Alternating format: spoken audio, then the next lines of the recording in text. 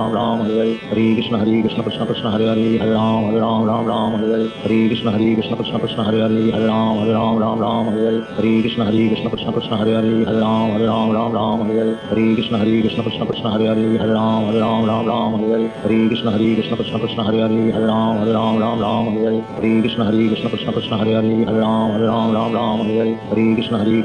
हरे हरे हरे राम हरे कृष्ण कृष्ण हरे हरे हरे राम हरे कृष्ण कृष्ण हरे हरे हरे राम हरे कृष्ण कृष्ण हरे हरे हरे राम हरे कृष्ण कृष्ण हरे हरे हरे राम हरे कृष्ण कृष्ण हरे हरे हरे राम हरे कृष्ण कृष्ण हरे हरे हरे राम हरे कृष्ण कृष्ण हरे हरे हरे राम हरे कृष्ण कृष्ण हरे हरे हरे राम हरे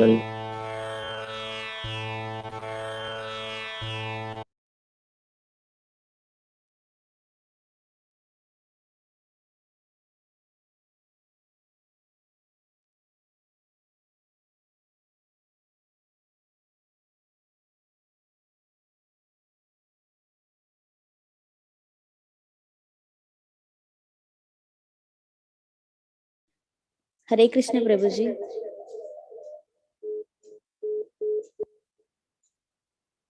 हरे कृष्ण माता जी। Sorry, 1 minute माता जी, 1 minute.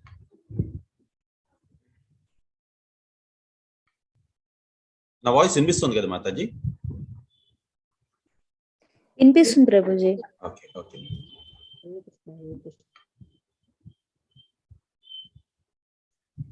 Hare Krishna Prabhuji. Hare Krishna Mataji. Just 1 minute Mataji, అంటే లైవ్ పెడుతున్నాను. ఓకే.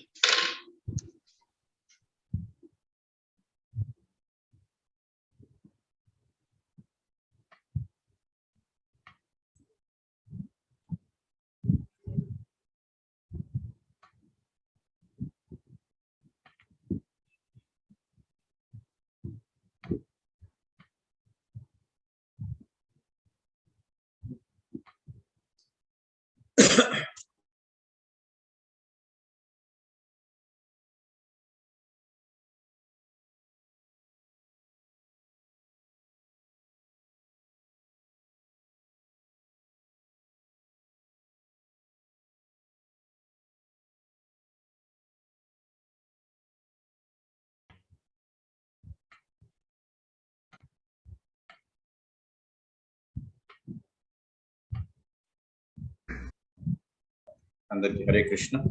ఈరోజు మనం 15వ అధ్యాయం చదువుతాం. ఓం అజ్ఞానతిమిరంధస్య జ్ఞానాంజనశలాకయ చక్షురున్మిలితమేన తస్మై శ్రీ గురవే నమః. శ్రీ చైతన్యమనోభీష్టం స్థాపితమేన భూతలే స్వయం రూపకథం దదాతి సుపదాంతికం. హే కృష్ణ కరుణా సింధో దీనబంధో జగత్పతే గోపేశ గోపికాంత రాధాకాంత నమస్తే. తప్త కాంచన గౌరాంగి రాధే వృందావనేశ్వరి వృషభానుసుతే దేవి ప్రణమామి హరిప్రియ.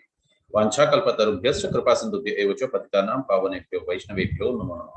నమః. ఓం విష్ణుపాదాయ కృష్ణ పృష్ఠాయ భూతలే శ్రీమతే జయపతాక స్వామి నిత్యాన్ని నమో ఆచార్య పాదాయ నితాయ కృపదాయ గౌరకథా దామదాయ నగర గ్రామదాయ నమః. ఓం విష్ణుపాదాయ కృష్ణ పృష్ఠాయ భూతలే శ్రీమతే భక్తి వేదాంత స్వామి నిత్యాన్ని నమస్తే సరస్వతి దేవి గౌరవాణి ప్రచారిణి నిర్విశేష శూన్యవాది పాశ్చాత్య దేశతారిణి శ్రీకృష్ణ చైతన్య ప్రభు నిత్యానంద శ్రీ అద్వైత గదాధర శ్రీవాస ఆది గౌర భక్త వృంద.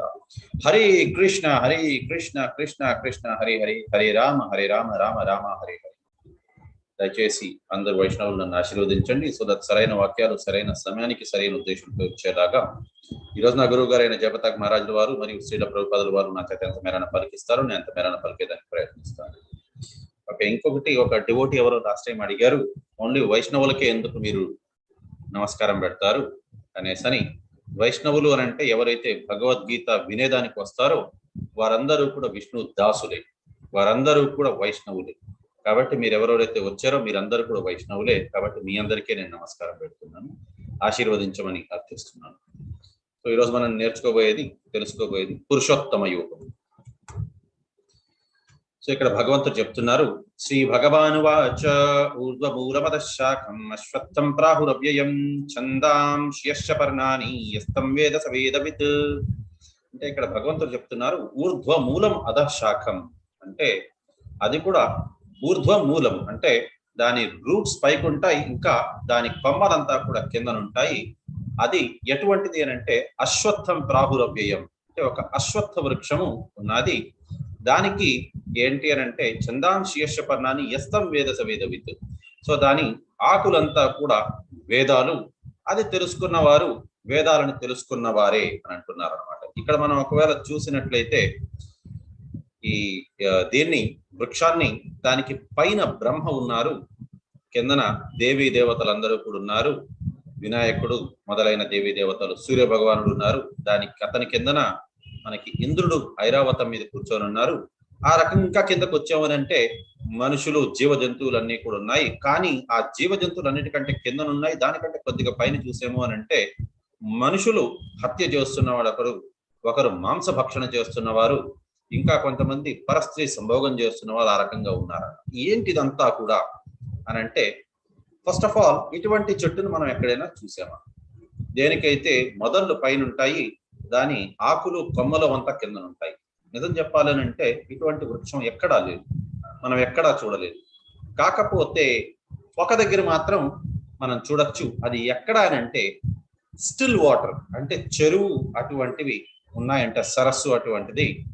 దాని ఒడ్డు మీద నిల్చొని ఉన్నామనంటే అక్కడ మధ్యన కానీ అవతల పక్కన ఎక్కడైనా ఒక చెట్టు ఉన్నది అని అంటే మనకి దాని రిఫ్లెక్షన్, ప్రతిబింబం మనకి కనిపిస్తుంది. ఈ రకంగా అంటే ఒరిజినల్ చెట్టు భూమి మీద ఉంటే దాని ప్రతిబింబం నీళ్ళలో మనకు కనిపిస్తుంది. ఆ ప్రతిబింబం ఎలా ఉంటుంది అని అంటే దాని మొదళ్ళు పైన ఉంటాయి, దాని ఆకులు కొమ్మలు అంతా కూడా కింద ఉంటాయి. సో ఇప్పుడు మనం కూడా అర్థం చేసుకోవాల్సింది ఏంటి అని అంటే, మనకి కూడా ఒరిజినల్ ప్రపంచం ఏదైతే, ఒరిజినల్ వరల్డ్ ఏదైతే ఉన్నదో అదంతా కూడా పైన ఉన్నది. దీనికంటే పైన దాని యొక్క ప్రతిబింబము మనకి ఇక్కడ కనిపిస్తోంది అన్నమాట. సో ఏంటి వృక్షము, దాని ప్రతిబింబం ఎందుకు ఈ రకంగా ఉన్నది అని అంటే దాన్ని మనం చూద్దాం.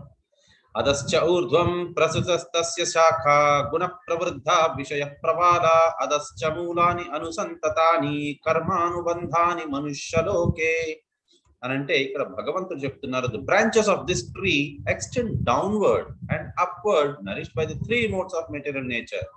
ఈ చెట్టు యొక్క మొదళ్ళు పైకి పెరుగుతూనే ఉన్నది, ఇంకా దాని కొమ్మలు అంతా కూడా కిందకి వస్తూనే ఉన్నది. The twigs are the objects of senses, దాని రెమ్మలు అవంతా కూడా ఏంటి అని అంటే మనకి ఇంద్రియ భోగపు వస్తువులు అవంతా కూడా అంటున్నారు. This tree also has roots going down and these are bound to the fruitive actings of the human society. ఈ రకంగా వాటికి పైకి కిందకి అయ్యేది అంతా కూడా అంటే మనిషి యొక్క కోరికలు బట్టి వారు పైకి కిందకి అవుతుంటారు అనేసి. ఇప్పుడు దీన్ని మనం ఇంకొద్దిగా డీటెయిల్డ్ గా చదువుతాం. ఏంటింతకి చెట్టు అనేసి. ఇదంతా కూడా ప్రతిబింబం. మనకి ఒరిజినల్ చెట్టు గోలోకం. గోలోకంలోనేంటి అని అంటే అక్కడ మనకి ఏ రకమైన కోరికలు అవేమి ఉండవు.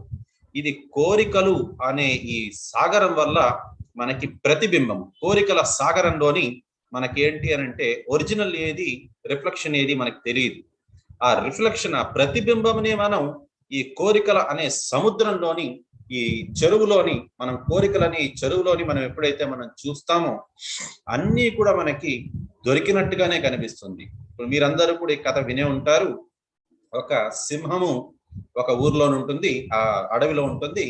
సో ఆ ఒక నక్క వచ్చి ఏం చెప్తుంది అని అంటే, సింహరాజా, ఈ బావిలో నేను మీకంటే పెద్ద సింహాన్ని నేను చూశాను, అది బాగా అరుస్తోంది, భయపెట్టిస్తోంది అందరినీ కూడా. ఒకే దీంట్లోని, ఒకే అడవిలోని 2 రాజులు ఎలా ఉంటారు అని అంటే ఈ సింహం వెళ్ళి చూస్తుంది, అరిచేసరికి అక్కడ కూడా సింహం గర్జిస్తూ ఉంటుంది. సో ఆ సింహాన్ని నేను సంహరిస్తాను అనేసని ఈ సింహం ఏం చేస్తుందంటే ఆ దీంట్లోని బావిలో దూకేస్తుంది. బావిలో దూకినది ఆ సింహం మళ్ళీ పైకి రాలేకుండా అక్కడే మరణిస్తుంది అన్నమాట. ఆ రకంగా మనం కూడా ఏంటి అని అంటే ఈ కోరికలు అనే ఈ సరస్సులోని మనం అన్ని సంతోషాలు, ఆనందాలు అన్ని వెతుక్కుంటున్నాం. కానీ ఈ కోరికలనే సరస్సులోని కేవలం ఏంటి అని అంటే మనకి దుఃఖాలయం అనేది మాత్రమే.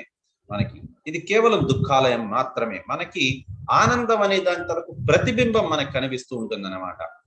మనం కూడా దీంట్లోనే ఏంటి అని అంటే ఆ మూర్ఖపు సింహంలాగా దీంట్లోనే ఆనందాన్ని వెతుక్కుంటూ ఉంటాం మనం.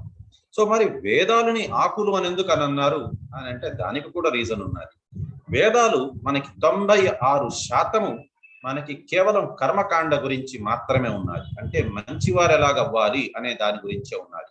కాబట్టి మీరు ఈ పిక్చర్ లోని ఎడం పక్కకి చూసినట్టయితే పయస్ యాక్ట్స్ అంటే పుణ్య కార్యములు. మనకి వేదాలంతా కూడా 96% ఉండేది పుణ్య కార్యములు, పాప కార్యములు, వాటి గురించి మాత్రమే ఇచ్చారనమాట. మనకి ఈవెన్ ఇతర రిలీజన్స్ లో కూడా మీరు చూసినట్లయితే కాన్సెప్ట్స్ ఉండేది హెవెన్ ఆర్ హెల్, లేకపోయిందా జన్నత్ ఆర్ జహన్నుమ్, ఆ రెండే ఉంటాయి.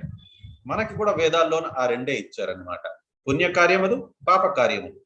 అంటే వికర్మ, కర్మ, దాని గురించి మాత్రమే ఇచ్చారు. వికర్మ అంటే పాపము, కర్మ అని అంటే పుణ్యం. కానీ భగవద్గీత అనేది వేదాల కంటే మించినది. అక్కడ మనకి అకర్మ గురించి మాట్లాడారు. అకర్మ అని అంటే పాపము కాదు, ఇటు పుణ్యము కాదు, అసలు ఎంటైర్ ఈ భూలోకం నుంచే, భవసాగరం నుంచే బయటకు వెళ్ళిపోయే దానికోసం అనేసి అని చెప్తున్నారు అనమాట. ఈ కోరికలు అనే సరస్సులోని మనిషి ఏం చేస్తున్నాడంటే పాపపు కార్యములు కొన్నిసార్లు చేస్తాడనమాట. పాపపు కార్యములు చేస్తున్న కొద్దీ కిందకు వస్తూనే ఉంటాడు. అని అంటే స్వర్గంలో ఉండే మనిషి భూలోకానికి వస్తాడు, మళ్ళీ మనిషి జన్మనెత్తుతాడు. కానీ ఏదైనా పాపపు కార్యం చేశాడు అని అంటే తనకి మెల్లిగా కిందకి వెళ్తూ ఉంటాడనమాట. మళ్ళీ ఎప్పుడో ఒకప్పుడు మళ్ళీ నార్మల్ వారి టర్న్ వచ్చినప్పుడు, అంటే ఇప్పుడు మనం ఒక పెద్ద క్యూలో నిల్చొని ఉన్నాము, ఆ క్యూ నుంచి ఏదో పని మీద బయటకు వచ్చాం మనం, మన తర్వాత వాడు వెళ్ళిపోయాడు అనమాట. ఇంకేం చేస్తాం మనం, వచ్చినట్టు మళ్ళీ క్యూలో వెనకాతలు నిల్చోవాలి. మళ్ళీ మనకి టర్న్ వచ్చేంత దాకా మళ్ళీ మనం ముందుకేస్తూ ఉంటాం అనమాట. ఇదే రకంగా కింద నుంచి మనం ఆ యోనిలు ఒక్కొక్కటిగా క్రాస్ చేసుకుంటూ మళ్ళీ మనిషి యోని వచ్చేంత దాకా కొన్ని లక్షల కోట్ల జన్మలు పట్టచ్చు మనకి. సో ఇన్ని జన్మలు వచ్చిన తర్వాత మనం మళ్ళీ ఏదో ఒక పాపపు కార్యం చేస్తాము, మళ్ళీ ఎక్కడో కిందకి వెళ్ళిపోతాం మనం. సో మళ్ళీ పైకి వస్తాము. పోనీ మళ్ళీ పైకి వచ్చిన తర్వాత మనం ఏం చేస్తాము, పుణ్యకార్యములు కొన్నిసార్లు. ఇప్పుడు ఏంటి అని అంటే మనిషి అనేవాడు ఇతరులకు మంచి చెయ్యాలి, ఆ రకంగా ఏదో ఒకటి పెట్టుకుంటారు మైండ్లోని. సో మంచి చేశారు అని అంటే దానివల్ల ఏమవుతుందని అంటే పుణ్యకార్యం చేశాడు, స్వర్గానికి వెళ్తాడు. స్వర్గానికి వెళ్ళిన తర్వాత ఆబ్వియస్లీ మళ్ళీ మనిషి రూపమే వస్తుంది. మనిషి రూపం ఒకటే కాదు, తను చేసుకున్న పుణ్యకార్యం బట్టి తనకి ధనికుడు ఫ్యామిలీలోని కానీ, బాగా అందమైన వాడిలాగా కానీ, లేకపోయిందా తను బాగా తెలివైన వాడిలాగా కానీ ఆ రకంగా దొరుకుతుంది. భగవంతుడే చెప్పారు, బుద్ధి అవంతా కూడా ఈజీగా ఇచ్చేస్తారు. బుద్ధి ధనవంతుల ఫ్యామిలీలోని పుట్టడము అవన్నీ కూడా ఈజీగా ఇచ్చేస్తారు. కానీ భక్తుల ఇంట్లోని పుట్టడం అనేది చాలా చాలా రేర్ అని చెప్పని భగవంతుడే చెప్పారనమాట భగవద్గీతలో. సో ఈ రకంగా ఏమవుతుంది, బాగా ధనికుడు అవుతాడు, లేకపోయిందా బాగా అందగాడు అవుతాడు, లేకపోయిందా అందగత్తి అవుతుంది, లేకపోయిందా వాళ్ళు బాగా తెలివైన వాళ్ళు అవుతారు. ఏం లాభం వాటి నుంచి, పేరు ప్రఖ్యాతలు బాగా వస్తుంది, దానివల్ల గర్వము బాగా వస్తుంది. గర్వం బాగా వచ్చిన తర్వాత మళ్ళీ అధమలోకాలకు వెళ్ళిపోతారు వాళ్ళు, ఎందుకంటే పాపములు చేస్తారు వాళ్ళు. తెలివి బాగా ఉన్నది, లేక ధనం బాగున్నది, ఇతరుల్ని తప్పు ఇది చేసేది, వాళ్ళని తక్కువ చేసేది, వారికి ఏదో ఒక రకంగా పాపాలు అంటుకుంటాయి, మళ్ళీ వారు అధమలోకాలకి. సో ఈ రకంగా జీవి అనేవాడు ఏంటి అని అంటే ఇదే చక్రంలోని సంసార చక్రం ఇది. ఈ చక్రాన్ని జన్మ మృత్యు జరా వ్యాధి చక్రం అన్నారనమాట. ఏ యోనికి వెళ్ళినా సరే కూడా జన్మ మృత్యు జరా వ్యాధి ఈ 4 ఉంటాయి. పోని వారు అక్కడ చేసేది ఏంటి, ప్రతి జీవరాశిలోని వాళ్ళు ఏంటంటే ఈటింగ్, స్లీపింగ్, మేటింగ్, డిఫెండింగ్. అంటే ఈటింగ్ అంటే తినడము, స్లీపింగ్ పడుకోవడం, మేటింగ్ అంటే పిల్లలు పుట్టించడం, డిఫెండింగ్ అంటే వారి క్షేత్రాన్ని వారు కాపాడుకుంటూ ఉండడం. ఇది నా క్షేత్రం, ఇది నా ఇల్లు అనేసని. కుక్క కూడా అదే చేస్తుంది, సింహము అదే చేస్తుంది, పిల్లి కూడా అదే చేస్తుంది. తన క్షేత్రం దగ్గర మూత్రం కొద్దిగా ఇది చేస్తుంది, విసర్జిస్తుంది, ఇది నా ఏరియా అని చెప్పుకుంటుంది. మనం కూడా అదే చేస్తాం. This property belongs to so and so, trespassers will be prosecuted, మన ఏరియా. సో అదే 4 చేస్తాం, దానికి మించి ఇంకేమీ చెయ్యం మనం. కాకపోతే మనిషి జీవితం దేనికోసం అని అనేది మనం అర్థం చేసుకున్నాము అని అంటే దీనికోసం అని కాదు. మన ముఖ్య ఉద్దేశం ఏంటి అని అంటే పర్మనెంట్ గా మనం దీనికి ఏదో ఒక ఫుల్ స్టాప్ పెట్టగలచాలి. టెంపరీగా ఏదో ఈ ఒక్క రోజు కోసం, ఈ ఒక్క నెల కోసం, ఈ ఒక్క సంవత్సరం కోసం, లేక ఈ ఒక్క జీవితం కోసం అనేసి కాదు. ధనం సంపాదించుకోవడం తప్పు కాదు, కానీ కేవలం ధనమే సంపాదించుకోవడం అనే దాన్ని పెట్టుకోవడం మైండ్, అది తప్పు. మనకేంటి అని అంటే దానికంటే కూడా ఇంకేదైనా ఉన్నదా, మనం పెర్మనెంట్ గా ఇంకా జీవితంలోని, ఈ జీవితంలోనే కాదు ఇంకా ఏ జీవితంలో కూడా మళ్ళీ ఇలాంటి కష్టాలు పడకుండా ఉండేలాంటిది ఏదైనా చేయగలమా అంటే ఎస్ ఉన్నది. భగవద్గీతలో చెప్తున్నారు, కృష్ణుడు చెప్తున్నారు. కృష్ణుడు చెప్పేది అబద్ధాలు కాదు, అది మనం దాన్ని నమ్మాలి. ఎందుకనంటే గొప్ప గొప్ప ఋషులు మునులు వారందరూ కూడా చెప్తున్నారు. శ్రీల ప్రభుపాదులు వారు చెప్పారు. అది గురు శిష్య పరంపరలో వచ్చిన ప్రతి ఒక్కరు అదే చెప్తారు. చిన్నజీయర స్వామి చెప్తారు. ఎందుకు అనంటే అతను కూడా శ్రీ సాంప్రదాయం నుంచి వచ్చారు. అతను కూడా చెప్తారు భగవద్గీత అబద్ధం కాదు అనేసి. ప్రాబ్లం ఏంటి అని అంటే మనకి హిందువులకి అవంతటిని మనం నమ్మము కాబట్టి అది వచ్చిన ప్రాబ్లం. సో ఇప్పుడు ఏంటి అని అంటే వీటి నుంచి బయటికి వెళ్ళాలి అని అంటే ఏంటి మార్గము అని అంటే దానికి కూడా భగవంతుడు ఇచ్చేశారనమాట answer. The real form of this tree cannot be perceived in this world. No one can understand where it ends, where it begins. అది ఎక్కడి నుంచి మొదలవుతుంది, ఎక్కడ అంతమొందుతుంది అనేది ఎవరికి తెలియదు. Or where its foundation is, దాని మొదలు ఎక్కడ ఉన్నాయి అనేది ఎవరికి తెలియదు. But with determination one must cut down this tree with the weapon of detachment. అంటే దృఢ నిశ్చయంతో, దృఢావృత అనేసి అన్నారు. దృఢ నిశ్చయంతోని ఈ చెట్టును మనం కొట్టేయాలి. చెట్టును కొట్టేయడం ఏంటి అంటే మనం ఈ కోరికలు అనే ఈ చెట్టును మనం కానీ కొట్టేసాము అని అంటే అప్పుడు మనకి కోరిక అనేది ఉండదు అనమాట.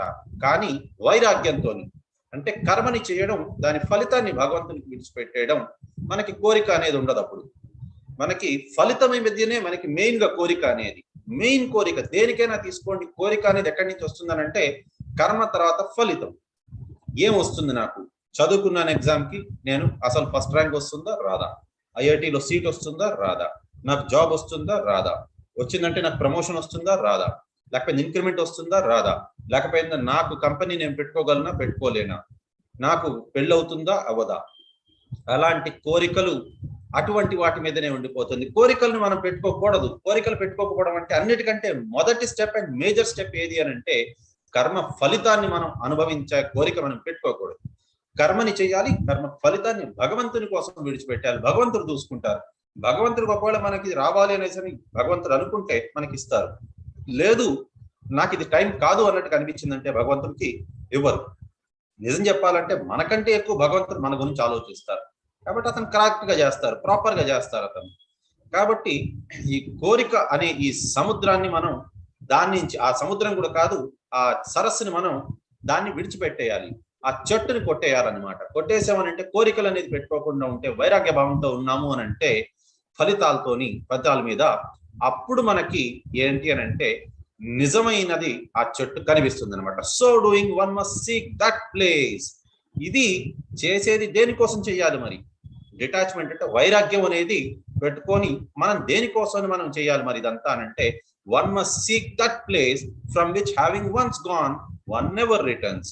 సో ఫైనల్ గా మనం ఈ రకంగా వైరాగ్య భావం చేసుకుంటే అప్పుడు మనకి ఏమవుతుందని అంటే మనం ఆ చోటుకి వెళ్తాము. ఎక్కడికైతే వెళ్ళిన తర్వాత మళ్ళీ మనకి రావాల్సిన అవసరం ఉండదో అటువంటి చోటికి అనమాట. అది ఎక్కడ అని అంటే కేవలం గోలోకం మాత్రమే, వైకుంఠం మాత్రమే. And their surrender. మనం అక్కడ వెళ్ళి ఏం చేయాలి మనం అంటే their surrender to the supreme personality of godhead from whom everything has begun. అక్కడ మనం శరణాగతి పొందాలి. ఎవరికి అని అంటే దేవాది దేవుడు శ్రీకృష్ణుడికి. ఎందుకు అని అంటే అతని నుంచే అంతా కూడా ఉద్భవించింది అనేసి అని. And in whom everything is abiding since time immemorial. అతనిలోనే అఖిలం నివసిస్తోంది, ఇప్పటి నుంచో ఎప్పటి నుంచో కాదు, అనాది కాలం నుంచి అనేసి అంటున్నారు. కాబట్టి మనం ప్రతిసారి మనం చేయాల్సింది ఏంటంటే కర్మ మీద మన కర్మని మనం చేయాలి, కానీ ఫలితాన్ని భగవంతుడికి వదిలేయాలి. భగవంతుడే ఏదో ఒకటి చూసుకుంటారు, అతన్ని మంచి చేస్తారు మనకి అనేసి దృఢ నిశ్చయంతో ఉండాలి. అంత ఈజీ కాదు ఇది, కానీ దాన్ని ప్రాక్టీస్ చేస్తూ ఉండాలి. ప్రాక్టీస్ చేస్తూ ఉండి దృఢ నిశ్చయంతో దృఢావృత అవ్వాలి మనం. ఇతను కూడా ప్రహ్లాద్ మహారాజ్ కూడా ఏంటి అని అంటే అతనికి కూడా చనిపోవడం అని అంటే అతను 5 ఏళ్ల బాలకుడు, అతనికి కూడా భయం ఉంటుంది. కానీ భగవంతుడి మీద ఎంత నమ్మకం ఉన్నది అని అంటే ఈ భయాన్ని కూడా అధిగమించేసింది ఆ నమ్మకం అన్నమాట. కాబట్టి మీరు ఎక్కడ ప్రహ్లాద్ మహారాజ్ గురించి మీరు చూసినా సరే కూడా ఒక చిరునవ్వుతోనే చూస్తారు. అతని తండ్రి చనిపోతున్నారు అంటే తండ్రి అంటే అభిమానం లేదా, ప్రేమ లేదా? అతని తండ్రిని మరీ దారుణాతి దారుణంగా ఎవరికి కూడా అలాంటి చావు రాదు. కానీ అతని తండ్రిని ఎలా చీల్చి సంహరించి అతని పేగులని మెడలో వేసుకున్నారు నరసింహస్వామి. అప్పుడు కూడా అతనికి నరసింహస్వామి మీద కోపం రాలేదు, వారి తండ్రి చనిపోతున్నారనే బాధ లేదు. ఎందుకంటే భగవంతుడు ఏది చేసినా కరెక్ట్ గా చేస్తారు, ఆలోచించి చేస్తారు. ఆఖరికి వెళ్ళి ఒక్క మాట అడిగారు ప్రహ్లాద్ మహారాజ్, స్వామి నరసింహస్వామి మీరు నా కోసం వచ్చారు, అతను తండ్రి గారిని ఈ రకంగా మీరు సంహరించారు, సరే మీరు ఏది మంచి అనుకుంటే అది చేస్తారు. కాకపోతే నాదొక చిన్న మనవి, మా తండ్రి గారికి కూడా మోక్షం ఇవ్వచ్చు కదా, మీరు మీ దీనికే శాశ్వత స్థానానికి పట్టుకెళ్ళొచ్చు కదా అని అంటే, అప్పుడు నరసింహస్వామి చెప్పారనమాట, నువ్వు ఏమాత్రం కూడా దిగులు చెందాల్సిన అవసరం లేదు ఓ ప్రహ్లాద, నువ్వు గొప్ప భక్తుడివి.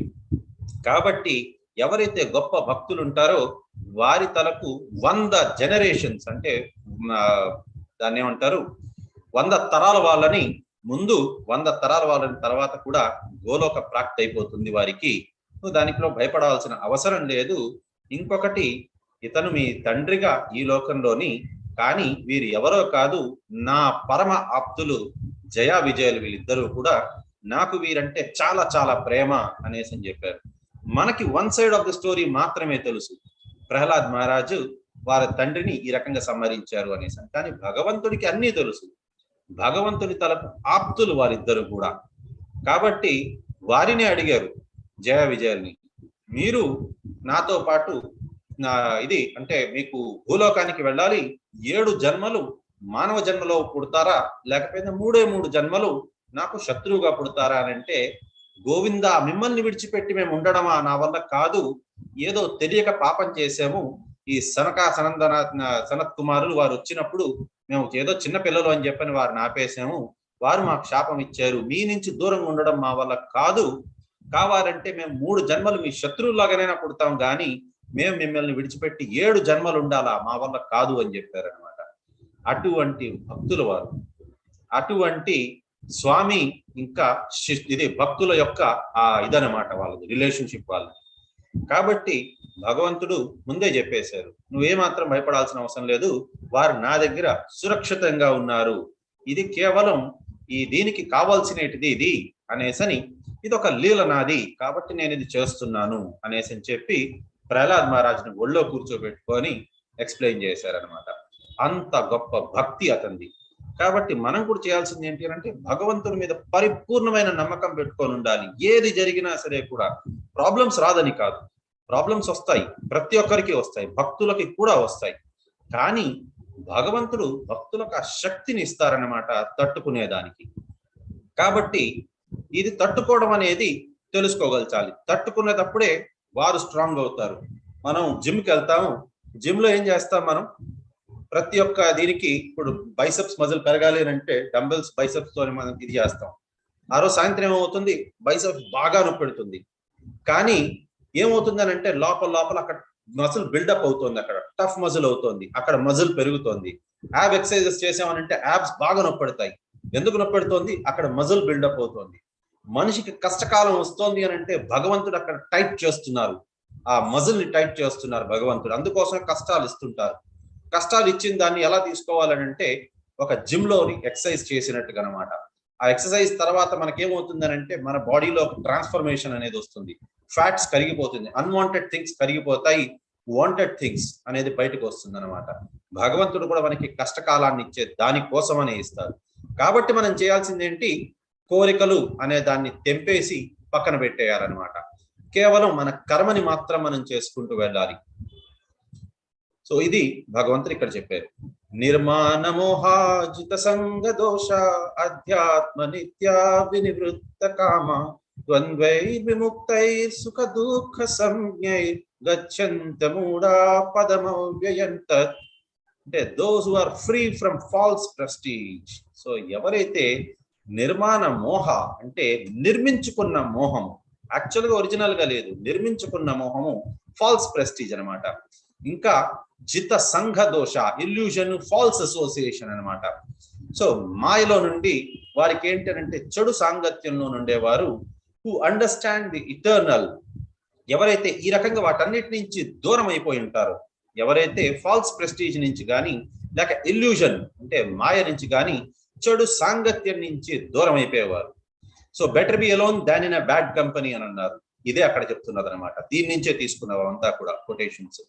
టు అండర్స్టాండ్ ది ఇటర్నల్, ఎవరైతే అధ్యాత్మ నిత్య వినివృత్త కామ అంటే కామం నుంచి వారు విముక్తులైపోయి ఉండాలన్నమాట. భౌతికమైన కామం నుంచి ఇంకా భగవంతుణ్ణి పరిపూర్ణంగా అర్థం చేసుకొని ఉండాలి వారు. భగవద్గీతను భగవంతుడి గురించి అర్థం చేసుకోవడం నిజంగా అంత పెద్ద కష్టం కూడా కాదు. భగవద్గీతని ప్రాపర్ గా చదివి దాన్ని అర్థం చేసుకుంటే గురు శిష్య పరంపరలో వచ్చిన వారి దగ్గర నుంచి చాలు మనకి అర్థం అవుతుంది అది. ఇంకా who are free from the dualities, ద్వంద్వైర్ విముక్త అంటే ద్వంద్వాల నుంచి, నాకు ఇది కావాలి ఇది వద్దు, ఇది బాగుంది ఇది బాలేదు, అటువంటి ద్వంద్వాల నుంచి విముక్తులు అనమాట. సుఖ దుఃఖ సంజ్ఞే అంటే సుఖాలకి దుఃఖాలకి అన్నిటికీ కూడా వారు సరి సమానంగా ఉండగలిచారనమాట. గచ్చంత్యమూఢ పదం అవ్యయంత అంటే ఎవరైతే భగవంతుడికి పరిపూర్ణంగా శరణగతి పొందుతారో అటువంటి వారికి తెలుసుంటుంది భగవంతుడికి ఎలా శరణాగతి పొందాలి అనేసని. ఈ రకంగా వారు శరణాగతి పొందుతారు. పొంది ఎక్కడికి వెళ్తారంటే భగవద్ధామానికి చేరుకుంటారు వారు అనేసని. పదం అవ్యయం అని అంటున్నారనమాట. అది పరమ పదం, అది అక్కడికి చేరుకుంటారు వారు అనేసి చెప్తున్నారనమాట. ఇప్పుడు భగవంతుడు ఎక్కడికి పరమగతి అని అంటే ఎక్కడికి, అక్కడ ఏముంటుంది అని అడగచ్చు మనం.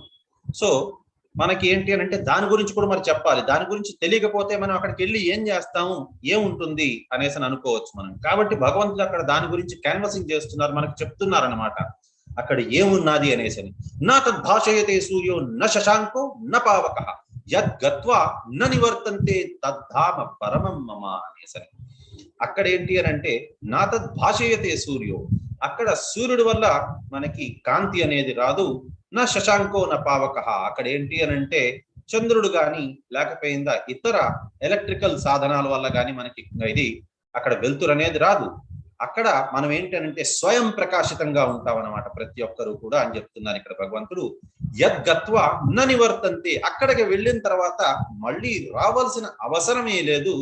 తద్ధామ పరమమ్మ, అటువంటి ధామం అది చాలా గొప్ప ధామం నాది అనేసి అంటున్నారు భగవంతుడు. భగవంతుని యొక్క ధామము గోలోక ధామం అన్నమాట అది. సో దానికోసమే మనకి దీంట్లోని కూడా ఇది చెప్తున్నారనమాట. గోలోక ధామ్ని నిజధామ్ని తలేచ తస్య దేవి మహేష హరిధామ్నేషు తేషు తేతే ప్రభావ నిచయ విహితశ్చయేన గోవిందమాది పురుషం తమహం భజామి అనేసి. గోలోకం అనేది ఒకటి ఉన్నది, అది భగవంతుడు ధామము అనేసి చెప్తున్నారు అనమాట ఇక్కడ. కానీ భగవంతుడు ఎంతో బాధపడుతున్నారు. అటువంటి ధామము నాది, రండి వచ్చేయండి, ఎన్నో కోట్లాది జన్మలుగా, మీకు కోట్లాది జన్మలుగా నేను ఎదురు చూస్తున్నాను, కానీ మీరా రావటం లేదు. నా పక్కకి వచ్చినట్టే వస్తారు, మళ్ళీ ఏదో కోరిక పెరిగిపోతుంది. సాయంత్రం 7 గంటలకి భగవద్గీత క్లాస్ వింటారు, కొద్దిసేపు ఆ గంట సేపు మీకంతా కూడా భగవంతుడే ఉన్నారన్నట్టు కనిపిస్తుంది. దాని తర్వాత జపం చేద్దామని అంటే లేదులే ఈ రోజు కాదు, ఈ యొక్క సీరియల్ అయిపోని దాని తర్వాత చూస్తాను, లేకపోతే సీరియల్ కూడా కాదు రాముడు గురించి చెప్తున్నారు టీవీలోని, అదొకటి వినేద్దాము, దాని తర్వాత జపం చేద్దాము, అయ్యో దాని తర్వాత వంట వండాలి, లేకపోతే ఆఫీస్కి వెళ్ళాలి, దాని తర్వాత పిల్లలు చూసుకోవాలి, ఏదో ఒకటి ఉంటుంది. ఆ రకంగా చేసి చేసి చేసి చేసి సాయంత్రం అయ్యేసరికి భగవద్గీత మళ్ళీ వింటాము, అయిపోగానే మళ్ళీ భోజనం చేయండి, అవంతా మంచిదే, కానీ జపం కూడా చేయండి. ఎందుకనంటే ఇదంతా కూడా ఏంటి అని అంటే నేను చెప్పగలిచేది కొద్దిగానే ఉంటుంది ఏదో, కానీ మీరు చేసేదే ఎక్కువ ఉంటుంది. జపం అనేది చేసుకున్నామనంటే ఇదంతా కూడా నేను చెప్పేది ఇదంతా కూడా దేని వల్ల అంటే కేవలం మీరు జపం చేయగలిచారు అని అంటే 16 మాలలు చేయగలిచారంటే రోజుకి, ఇది ఏది వినాల్సిన అవసరం లేదు మీకు. ఈ టైంని కాస్త దానికోసం కేటాయించుకోవచ్చు. హోల్ భగవద్గీత యొక్క సమ్మరీయే మనం భగవంతుని యొక్క జపం చేసి సాధన భక్తి అనేది చేసుకొని నెక్స్ట్ మనం దీనికి వెళ్ళగలచాలి అనేసని, శుద్ధ భక్తికి వెళ్ళగలచాలి మనం అనేసి అనమాట. సో ఇక్కడ భగవంతుడు చాలా చాలా బాధపడుతున్నారు. ఇంత చెప్పినా సరే కూడా వీరెవ్వరూ చెయ్యరు. ఎందుకు చెయ్యరు అంటే భగవంతుడు బాధతో చెప్తున్నారు. మమ ఐవ అంశ జీవలోకే జీవభూత సనాతన మనఃశ్చ ఇంద్రియాని ప్రకృతి స్థాని కర్షతి. నాకు నా యొక్క అంశాలు మీరంతా కూడా మమ ఐవ అంశ జీవలోకే, జీవలోక ఒక్కరిద్దరు కాదు, మొత్తం జీవలోకంలోని జీవభూత సనాతన, జీవభూతులందరూ కూడా ఇప్పటి నుంచో నిన్నటి నుంచో కాదయ్యా బాబు, సనాతన ఎప్పటి నుంచో నా యొక్క భాగాలు, అదంతా కూడా మనః షష్ఠ ఇంద్రియాని, ఈ 5 ఇంద్రియాలు మాత్రమే కాదు, మనసు అనే దాంతో కలుపుకొని 6 ఇంద్రియాలతోని ప్రకృతి స్థాని కర్షతి. నానా తిప్పలు పడుతున్నారు వీరు, ఇక్కడికి రాలేకపోతున్నారు. అక్కడే ఆ లోకంలోనే తిరుగుతున్నారు. ఒక వాషింగ్ మెషిన్ లో బట్టలు వేస్తే పైకి కిందకి పైకి కిందకి పైకి కిందకి పైకి కిందకి అవుతున్నట్టుగా అక్కడికక్కడే వాళ్ళు తిరుగుతున్నారు. ఒక ఫెర్రిస్ వీల్ లోని, ఒక జైంట్ వీల్ ఎలా అయితే తిరుగుతారో అలాగే పైకి కిందకి అవుతున్నారు. అంతేగాని వీళ్ళు ఆ చక్రం నుంచి బయటకు రావటం లేదు, ఆ సంసార చక్రం నుంచి బయటకు రావటం లేదే వీరు మంచి కార్యములు చేస్తున్నారు, పుణ్య కార్యములు చేస్తున్నారు, చెడు కార్యక్రమాలు చేస్తున్నారు, మళ్ళీ వస్తారు, మళ్ళీ దీని దాకా వెళ్తారు, మహా అయితే మాక్సిమం వెళ్ళేది బ్రహ్మలోకం దాకా వెళ్తారు, సత్యలోకం దాకా మళ్ళీ కిందకి వెళ్ళిపోతారు, మళ్ళీ పాపాలు చేస్తారు, మళ్ళీ కింద లోకానికి వెళ్ళిపోతారు. ఎందుకు ఇంత కష్టపడుతున్నారు? రావచ్చు కదా. ఈ ఆరిటిని వదిలేయండి, పంచేంద్రియాల్ని, మనసుని, వాటిని పక్కన పెట్టేయండి. పక్కన పెట్టేసి మీరు భక్తి మార్గంలోకి రండి, నా దగ్గరికి చేరుకుంటారు. కానీ మీరు నా దగ్గరికి రావటం లేదు. కోరికలు అనే మాయాజాలంలోనే ఇరుక్కుపోతున్నారు మీరు. ఒక సాలిపురుగు తన గూడు ఎలా అయితే కట్టుకుంటుందో, ఆ కాక్ వెబ్, దాంట్లో ఒక ఈగ వెళ్ళిన తర్వాత బయటకు ఎలా అయితే రాలేదో, ఆ దీనికి స్పైడర్ కి ఆహారం ఎలా అయితే అయిపోతుందో, మీరు కూడా ఈ కోరికలు అనే వలయంలో చిక్కుకుంటున్నారు. అక్కడికక్కడే మీరు హతం అందించిపోతున్నారు. పైకి కిందకి అవుతున్నారు, కానీ నా దగ్గరికి అయితే రావటం లేదు మీరు. నా ధామం ఎంత గొప్పది కదయ్యా, చెప్పినా కూడా ఎందుకు రారు అనేసి అని అంటున్నారు అనమాట. ఇక్కడ ఇంకా చెప్తున్నారు ఏ రకంగా మనం ఈ వెబ్లోని ఇంకా చిక్కుకుపోయి ఉన్నాము అనేసరి. శరీరం యదవాప్నోతి యచ్చాపి ఉత్తం అతిస్వర గృహత్వా ఇత్యాని సంయాతి వాయుర్గంధాన్ వివాసయాత్. అంటే ఇక్కడ భగవంతుడు చెప్తున్నారు, ప్రతి ఒక్క జీవి కూడా ఏంటి అని అంటే వారి కాన్సెప్షన్స్ అన్నిటిని క్యారీ చేసుకుంటూ వెళ్తారు ఒక లైఫ్ నుంచి ఇంకో జీవితానికి. అంటే ఈ జీవితంలోని వారు ఏ ఏ కోరికలతోనైతే వారు చనిపోతారో దానికి అనుగుణంగా వారికి కొత్త జీవితం అనేది వస్తుందన్నమాట. కొత్త వారికి ఈ శరీరం విడిచిపెట్టేటప్పుడు కొత్త శరీరం అనేది వస్తుంది. ఆ శరీరం వారికి ఏంటంటే ఇక్కడ ఏదేదైతే కార్యములు వారు చేశారో దాన్ని బట్టి వారికి కొత్త ఇది వారికి వస్తుంది. దానికి ఎగ్జాంపుల్ ఏంటి అని అంటే వాయుర్గంధా నివాసయ. అంటే ఒక రోజా పూల తోట పక్క నుంచి వెళ్తున్నామనంటే రోజా పూల పరిమళం మనకు వస్తుంది అనమాట. అదే రకంగా ఇక్కడ ఈ జీవితంలో ఏవైతే చేసామో దాని వాసనలు, పాత వాసనలు కొత్త జీవితానికి కూడా అలాగే తీసుకెళ్తారు వారు అని అంటున్నారు. ఏ రకమైన కోరికతోనైతే మనం చనిపోతాం. ఇప్పుడు ఫర్ ఎగ్జాంపుల్ ఆల్రెడీ చెప్పాను, ఎవరికైతే కోరిక ఇంద్రియాలు, ఈ ఇంద్రియాల్లో నుంచి ఏ ఇంద్రియం అయితే బాగా డామినెంట్ గా ఉంటుందో, ఫర్ ఎగ్జాంపుల్ ఎవరికైనా సరే ఇప్పుడు ఏంటంటే నాలిక బాగా స్ట్రాంగ్ గా ఉంది, బాగా తినాలి, ఇంకా తినాలి, ఇంకా తినాలి అని అనుకుంటున్నారో వారు పంది జన్మను తీసుకుంటారు. పంది జన్మలో ఏమవుతుందనంటే వారు ఏదైనా సరే కూడా తినచ్చు అనమాట. సో అలాగే వారికి సెన్స్ ఆఫ్ టచ్ అంటే ఏంటి అని అంటే వారికి పరస్త్రీ సంభోగం అనేది వారికి చాలా ఇష్టంగా ఉంటుంది. అటువంటి వారు వారికి కోరిక ప్రకారంగానే వచ్చే జన్మలో కుక్క జన్మలాగా పుడతారు. అక్కడ వారు ఎంజాయ్ చేసుకోవచ్చు వారికి కావాలనుకున్నది అనమాట. సో ఈ రకంగా ఇంద్రియ భోగముల మీదనే వారికి కోరిక ఉండే వారి కోసం ఇక్కడ చెప్తున్నారనమాట. ఇది లింగ్ ఏంటంటే దస్ టేకింగ్ అనదర్ గ్రాస్ బాడీ, వాళ్ళు మళ్ళీ ఇంకొక భౌతికమైన శరీరాన్ని వారు తీసుకుంటారు. obtains a certain type of ear, tongue and nose and sense of touch which is grouped about the mind. So వారి మనసు ఎటు పక్కన ఎక్కువ వంగి ఉంటుందో దానికి అనుగుణంగా వారికి ఆ ఇంద్రియమే వారికి బాగా ఎక్కువ పనిచేసేలాగా కొత్త జన్మని వారు తీసుకుంటారు, కొత్త శరీరం వారికి దొరుకుతుంది అనమాట. he thus enjoys a particular set of sense objects. వారికి వారి మనసు ఏ రకంగా ఆలోచిస్తుందో దానికి అనుగుణంగా వారికి కొత్త ఇంద్రియములు అనేది వారికి లభిస్తుంది అని అంటున్నారు. ఉత్క్రమాన్ తాం స్థితం వాపి గుంజానాం వా గుణాన్వితం విమూఢా నాను పశ్యంతి జ్ఞాన చక్షుసహ. ఇదంతా కూడా ఉత్క్రమాన్ తం స్థితం వాపి అంటే ఈ రకంగా ఈ మార్పులు అనేది ఎవరికి కూడా అంత ఈజీగా తెలియదు. ఒక జన్మ నుంచి ఇంకో జన్మకి ఎలా వెళ్తారు అదంతా కూడా ఊరికనే ఒత్తి మాటలు, మూర్ఖపు మాటలు అని అంటారు. కాబట్టి భుంజానా వా గుణాన్వితం విమూఢా నాను పశ్యంతి అంటే తెలివి తక్కువ వారికి ఇవంతా కూడా తెలియదు. పశ్యంతి జ్ఞాన చక్షుసహ, ఈ రకంగా జ్ఞానం ఉన్నది అని అంటే జ్ఞానం నేత్రాల ద్వారా వారికి ఎవరికైతే జ్ఞాన నేత్రాలు ఉన్నాయో, అంటే జ్ఞాన నేత్రాలు అంటే వారు గురు శిష్య పరంపరలో ఎవరైతే భగవద్గీత అనేది తెలుసుకుంటారో, ఈ గొప్ప విజ్ఞానాన్ని ఎవరైతే తెలుసుకుంటారో వారికి మాత్రం పశ్యంతి జ్ఞాన చక్షుసహ, అటువంటి వారికి బాగా కనిపిస్తుంది. ఎగ్జాంపుల్ ఏంటి అని అంటే మనం కారు ఏదైనా పాడైంది, మన కారు మనకి తెలియదు దాంట్లో ఏం చేయాలి అని, మనకి డ్రైవింగ్ దాకొచ్చు అంతేగాని దాంట్లో రిపేర్స్ అవంతా మనకు తెలియదు. కాబట్టి మనకి అస్సలు అర్థం కాదు ఏంటి ఎంత ఇగ్నిషన్ స్టార్ట్ చేస్తున్నా ఆన్ కావటం అనేది కారు అనేసి అని మనకు అర్థం కాదు. కానీ కార్ రిపేర్స్ అవంతా తెలిసిన ఒక మెకానిక్ ని పిలిచామనంటే చకామని దాన్ని కనుక్కునేస్తారు. సార్ ఇది స్పార్క్ ప్లగ్ లో కొద్దిగా కార్బన్ ఎక్కువ అయింది, అంతే ఏం లేదు అని అంటారు. ఒక వైర్ తో దాని అంతా క్లీన్ చేస్తారు, పెడతారు. ఇప్పుడు స్టార్ట్ చేయండి సార్ అంటే స్టార్ట్ అయిపోతుంది. అంత చిన్నది మనకు కనిపించలేదే అని మనం అనుకోవచ్చు. కానీ మనకి దాని గురించి తెలియదు. విమూఢ నాను పశ్యంతి మనం, కానీ పశ్యంతి జ్ఞాన చక్షుసహ. మెకానిక్ చదివిందే అది, నేర్చుకున్నదే అది, ప్రతిరోజు చేసే పనులే అది, కాబట్టి అతనికి బాగా తెలుస్తుంది. కాబట్టి ఈ రకంగా ఒక శరీరం నుంచి ఇంకో శరీరం మనకెలా లభిస్తుంది ఏంటి? నేను ఎంతో కాలంగా ఉన్నానా? నేను ఇప్పుడు మనిషి జన్మను పుట్టానా? అంతేనా? అంటే నేను ఇంతకు ముందు ఏ పురుగుగానో లేకపోయినా ఏ ఈగగానో ఆ రకంగా పుట్టుండొచ్చా నేను అంతా నమ్మను, మూర్ఖపు మాటలు అని మనం అనుకుంటాం. కానీ ఎవరైతే గురు శిష్య పరంపరలో వచ్చారో వారు క్లియర్ గా చెప్తున్నారు, నువ్వేదో పుణ్యం చేసుకున్నావు, దానివల్ల మనిషిగా పుట్టావు, ఈ రకంగా ఇంకా కామ కోరికలు పెట్టుకున్నావు అంటే వచ్చే జన్మ మళ్ళీ అదే దీనికి వెళ్ళిపోవచ్చు అనేసి వారికి చెప్పుకుంటారు వారు. ఎందుకనంటే పశ్యంతి జ్ఞాన చక్షు సహా, వారికి అవంతా తెలుసు. The endeavoring transcendentalist who is situated in self-realization can see all this clearly. ఎవరైతే పరిపూర్ణంగా జ్ఞానాన్ని అర్జించున్నారో అటువంటి వారు దీన్ని చాలా చాలా క్లియర్ గా చూడగలరు. ఒక మనిషి ఎటుపక్క వెళ్తున్నారు, ఏ బాటలో వెళ్తున్నారు, ఏమవుతుంది అనేసి. But those who are not situated in self realisation cannot see what is taking place though they may try to. ఎవరైతే ఆత్మ సాక్షాత్కార జ్ఞానం అనేది తెలుసుకోలేరో వారికి ఇదేది కూడా అర్థం కాదు. వారు దీని మీద వాదించచ్చు, గొడవ పడచ్చు, తిట్టుకోవచ్చు, ఏవైనా చేసుకోవచ్చు, కానీ వారికి అర్థమైతే కాదు ఇదంతా కూడా. యదాదిత్య గతం తేజో జగద్ భాషయతే అఖిలం యశ్చంద్రమసి జగ్జాగ్నౌ తత్తేజో విద్ధిమామకం. అంటే ఇక్కడ భగవంతుడు చెప్తున్నారు, the splendour of the sun which dissipates the darkness of this whole world comes from me.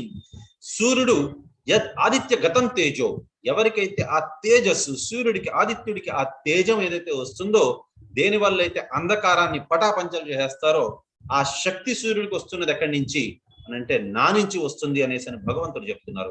And the splendour of the moon and the splendour of the fire also are from me. So చంద్రుడులోని ఆ శీతలత్వం గాని, అగ్నిలోని ఆ ప్రజ్వలించే ఆ గుణం గాని అవంతా కూడా నా నుంచే వస్తుంది అని భగవంతుడు చెప్తున్నారు.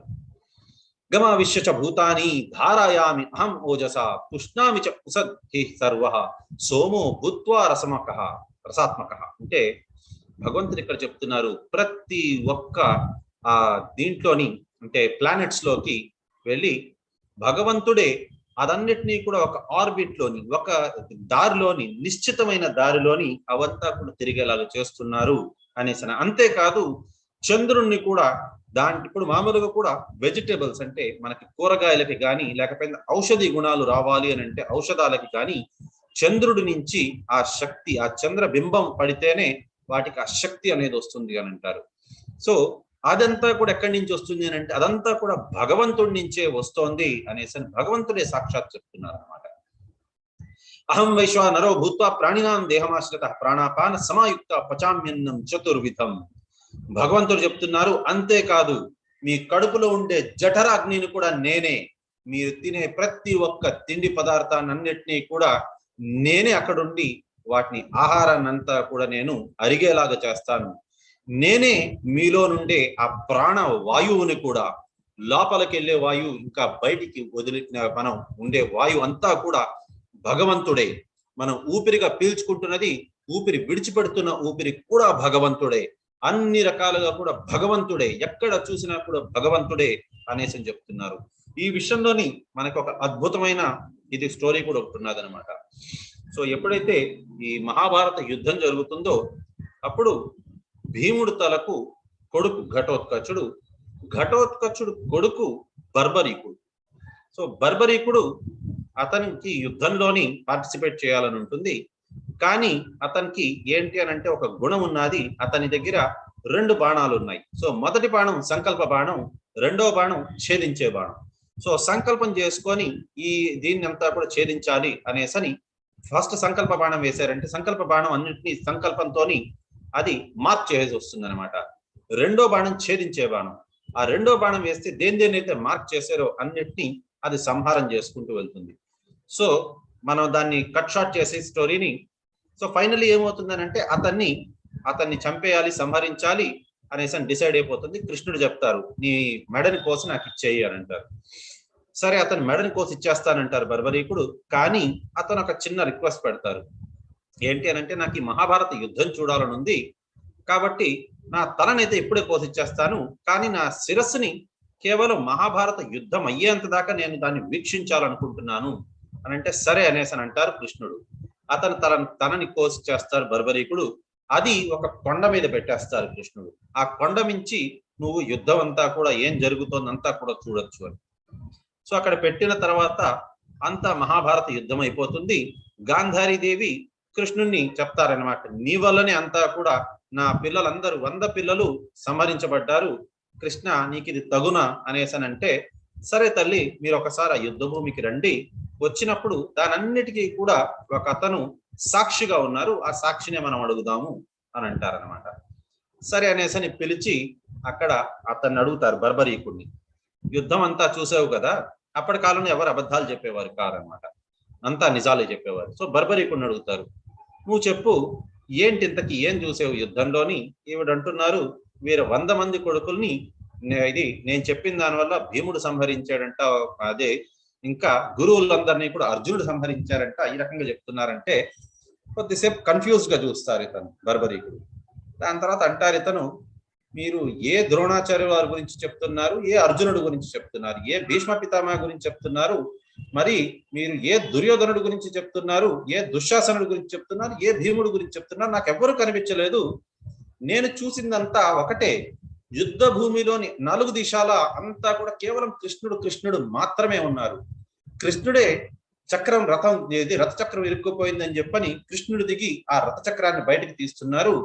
అది చూసిన అటుపక్కన కృష్ణుడు బాణాన్ని సంధించారు, అది శ్రీకృష్ణుడికి తగిలింది. అలాగే యుద్ధ భూమిలోని ఒక కృష్ణుడు గదాతోని ప్రహారం చేసి ఇంకో కృష్ణుడు యొక్క తొడ ఆ ఎముకని విరిచేశారు, ఆ తొడ ఎముక విరిగిపోయిన కృష్ణుడు అక్కడే పడిపోయి ఉన్నారు అనేసి చెప్పారు. అలాగే ఇంకొక కృష్ణుడు వచ్చి ఇంకొక కృష్ణుడిని ఛాతీ చించేశారు, అతని ఛాతీ నుంచి రక్తం తాగారు అనేసి. నాకు ఎక్కడ చూసినా కృష్ణుడే కనిపించారు, మీరు ఎవరెవరి పేర్లో చెప్తున్నా నాకు ఎవ్వరూ కనిపించలేదు అని అంటున్నారు. అంటే దీన్ని బట్టి ఆవిడకి కూడా గాంధారీదేవి కూడా అర్థమవుతుంది, సర్వం శ్రీకృష్ణార్పణమస్తు, అంతా కూడా కృష్ణుడు మాత్రమే, ఇంకా కృష్ణుడికి తప్పించి ఇంకెవ్వరూ కూడా లేరు ఇక్కడ అనేసి.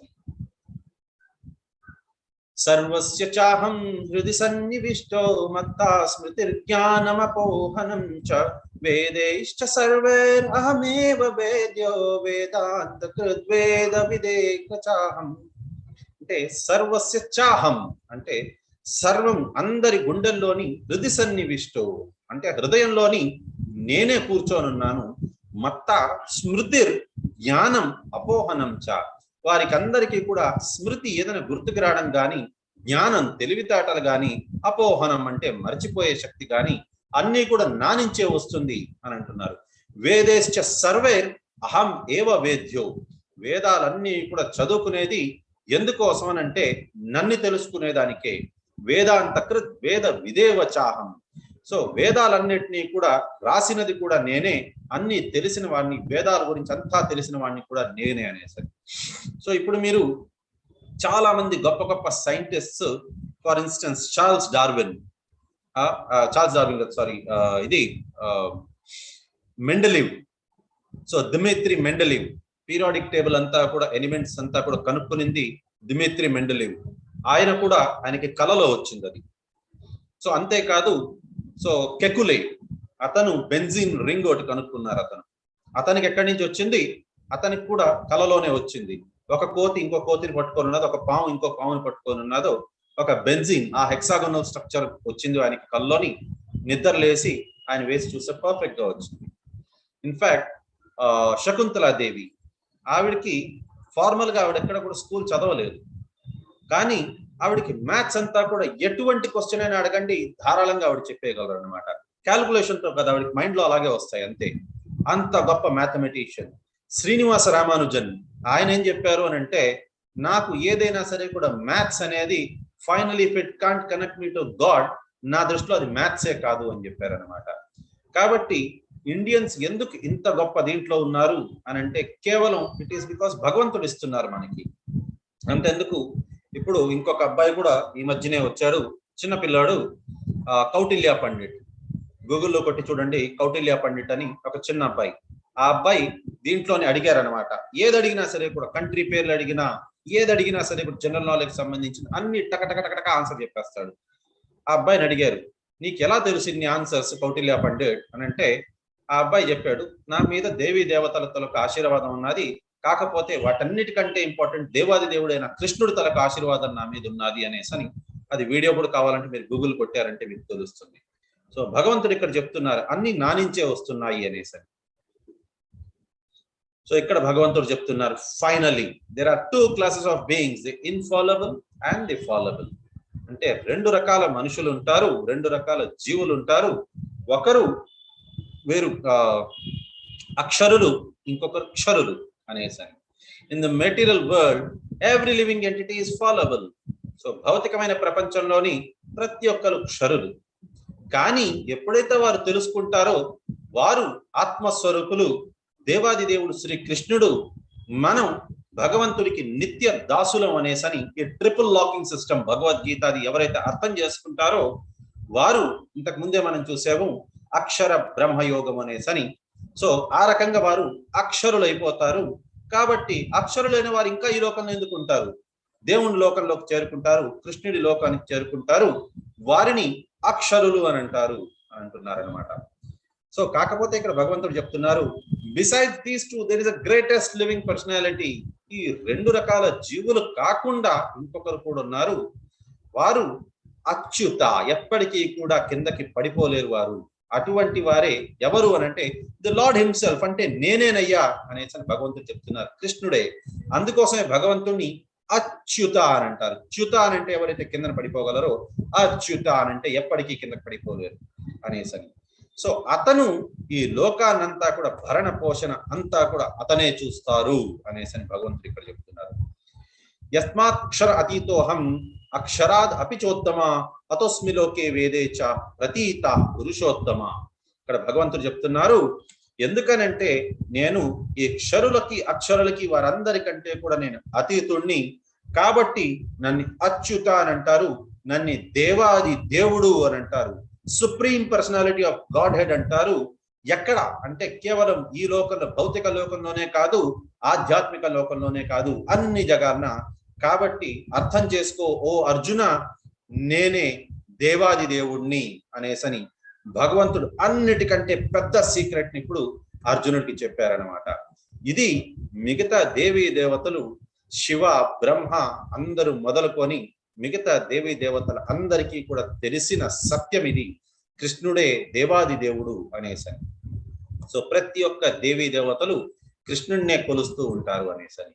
యోమాం ఏవం అసమ్మూఢో జానాతి పురుషోత్తమం సర్వవిద్ భజంతే మాం సర్వభావేన భారత. ఎవరైతే ఈ విషయాన్ని తెలుసుకుంటారో దాట్ నేనే దేవాది దేవుణ్ణి అనేసని నమ్మకంతో, దృఢ నిశ్చయంతో, దాని మీద వేరే ఆలోచన లేకుండా వారికి అన్ని తెలిసిన వారు అన్నట్టుగా భావిస్తాను నేను. కాబట్టి అంత తెలిసిన తర్వాత దేవాది దేవుడైన శ్రీకృష్ణుడు చరణాల్లోకి పడిపోకుండా వారు తప్పదు ఓ భరత వంశీయుడా, సో భరత వంశ శ్రేష్ఠ అనేసని ఇక్కడ అర్జునుడికి చెప్తున్నారు అనమాట. ఇది గుహ్యతమం శాస్త్రం ఇక్కడ చెప్పేశారు. నేను అన్నిటికంటే పెద్ద సీక్రెట్ నేను చెప్పేశాను ఇప్పుడు. ఇదం ఉక్తం మయానఘ ఏతద్ బుద్ధ్వా బుద్ధిమాన్ స్యాత్ కృత కృత్యశ్చ భారత అనేసాను. కాబట్టి నేను నీకు ఇది గుహ్యతమం శాస్త్రం, అన్నిటికంటే గుహ్యతమైన శాస్త్రం నేను నీకు చెప్పేశాను అని అంటున్నారనమాట. సో ఇక్కడ అందుకోసమే మనం ప్రతి ఒక్క భగవద్గీత చాప్టర్ అయిపోయినాక మనం చెప్పుకుంటాం అనమాట. సో ఇది అన్నిటికంటే కూడా ఇది గొప్ప శాస్త్రం ఇది అన్నట్టుగా మనం చెప్పుకుంటాం. శ్రీ కృష్ణార్జున సంవాదే అనేసి చెప్పుకొని మనం చెప్పుకుంటాం అనమాట. ఓ పాపరహితుడా, ఈ రకంగా అన్నిటికంటే గొప్ప సీక్రెట్ నేను నీకు ఇప్పుడు చెప్పేశాను నేను. దీన్ని ఎవరైతే అర్థం చేసుకుంటారో వారు బుద్ధిమంతులు అవుతారు. వారికి ఏ కార్యం వారు తలపెట్టినా సరే కూడా దాంట్లోని వారికి ఖచ్చితంగా వారికి విజయమే దక్కుతుంది అనేసి చెప్తున్నారు అనమాట. సో ఇక్కడతోని మనకి ఈ అధ్యాయం కూడా పూర్తయిపోయింది. సో ఎవరికైనా ఏదైనా డౌట్ ఉంటే అడగచ్చు వారు.